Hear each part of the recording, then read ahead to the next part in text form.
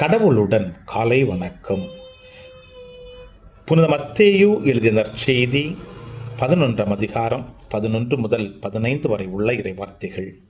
அக்காலத்தில் இயேசு மக்கள் கூட்டத்திற்கு கூறியது: மனிதராய் பிறந்தவருள் திருமுழுக்கு யோவானை விட பெரியவர் எவரும் தோன்றியதில்லை. ஆயினும் விண்ணரசில் மிக சிறியவரும் அவரினும் பெரியவரே என நான் உறுதியாக உங்களுக்கு சொல்லுகிறேன்.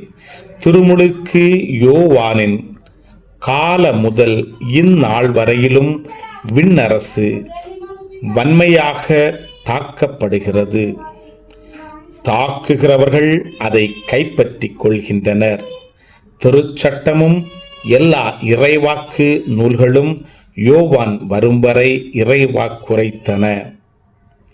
உங்களுக்கு விருப்பம் இருந்தால் வரவேண்டிய எலியா இவரே என ஏற்றுக்கொள்வீர்கள். கேட்கச் செவியுள்ளோர் கேட்கட்டும்.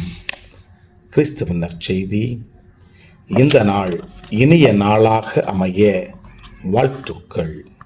பல பல பல புதுமைகள், பெருமைகள், இனிமைகள் இறங்கிய நல்ல நாள், ஒரு நல்ல நாள், நம் தேவன் தந்த நாள். இது நல்ல நாள், ஒரு நல்ல நாள், நம் தேவன் தந்த நாள்.